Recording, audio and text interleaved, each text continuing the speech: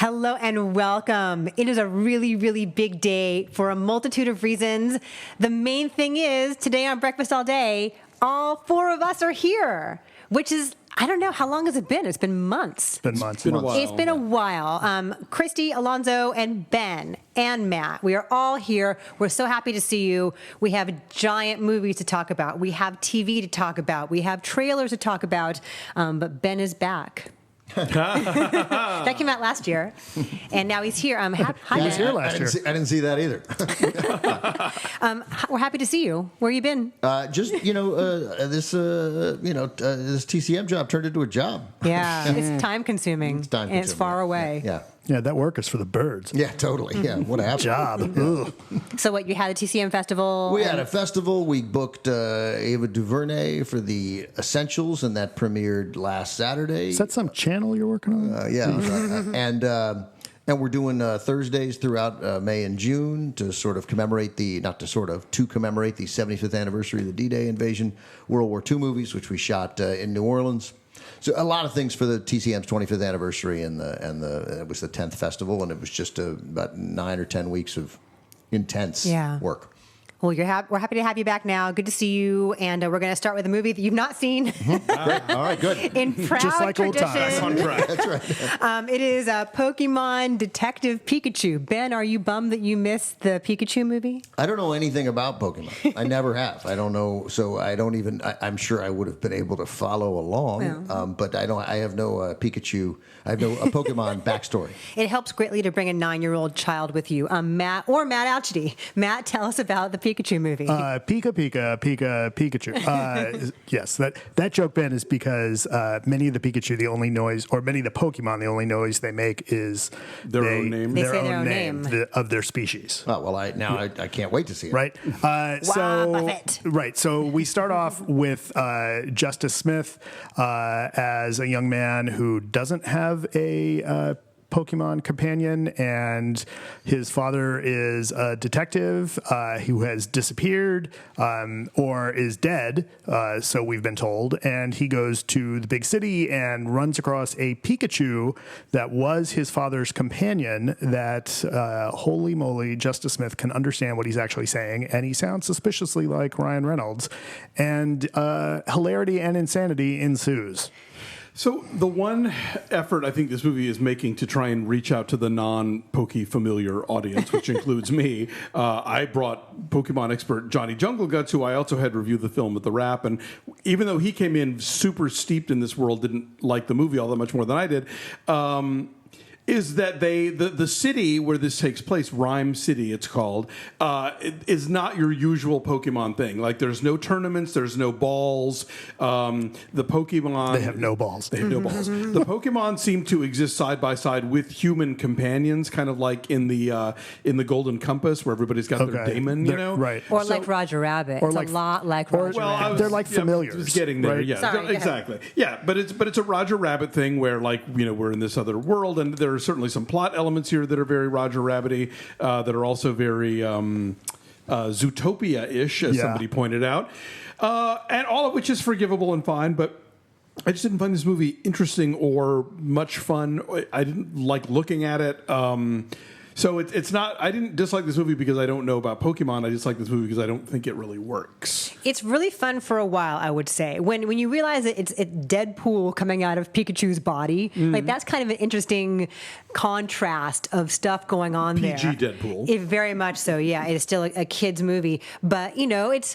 Ryan Reynolds is always a blast to listen to. He's got that persona and the deadpan timing, and I'm totally certain that he did a ton of improv here, because a lot of it just sounds like Ryan Reynolds doing the kind of shtick he's made his name on, which is entertaining as hell, but maybe it's not necessarily related to the Pokemon world at all. It's just Ryan Reynolds riffing, and I'm sure they just let him go in the recording booth. Or wrote it for him or Yeah. knew he Well, was. they have writers who know who get But his there's voice. also some news going around that there's enough outtakes from what he did that they could do an R-rated version if they wanted to. That would be amazing. That would be amazing. Like the opposite of Once Upon a Deadpool. Yeah. So I had a 9-year-old child with me, my own, which is helpful. And Nick is totally into Pokemon.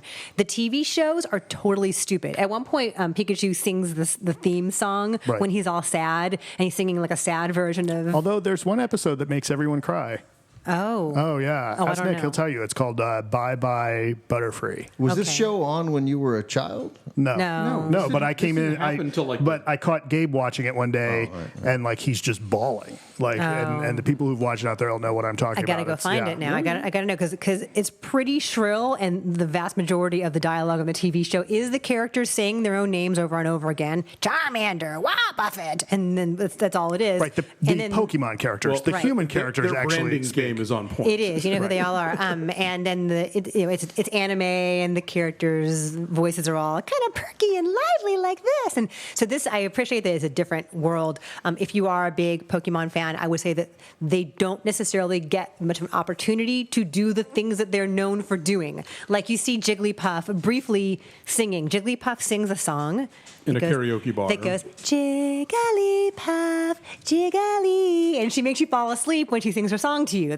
You don't really see them a whole lot doing what they are known to do. Right, So if that's- you are a Pokemon purist, you might be kind of bummed Yeah, in some ways. taking the tournament element out of it means that you're not going to see. There's like one underground fight club where you do finally get to see some of these characters take each other on. But Charmander. yeah, generally speaking, though, it just it wants to be Blade Runner, but it doesn't really get how to shoot noir. It just all kind of looks overcast.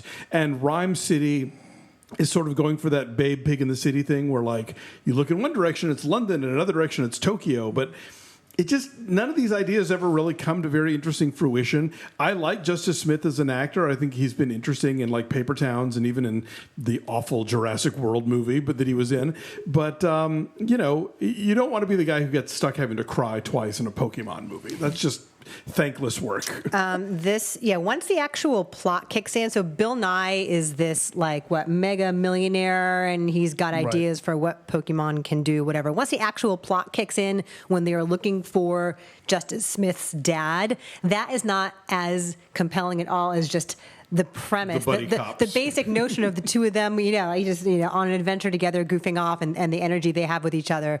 Kathryn Newton, who is always good, she was in Blockers. She was in Ben is Back.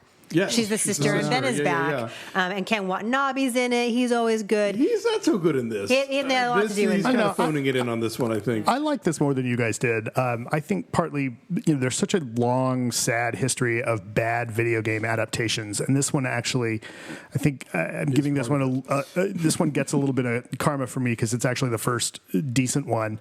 It's not too long. It moves along pretty well, and the vignettes, like the different scenes, I think for the most part actually kind of redeem it. The one fight scene actually is kind of fun.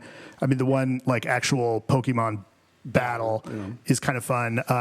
The mime scene is hilarious. The Mr. Mime the bit Mr. is good. Mime and goes in a really kind of unexpected direction.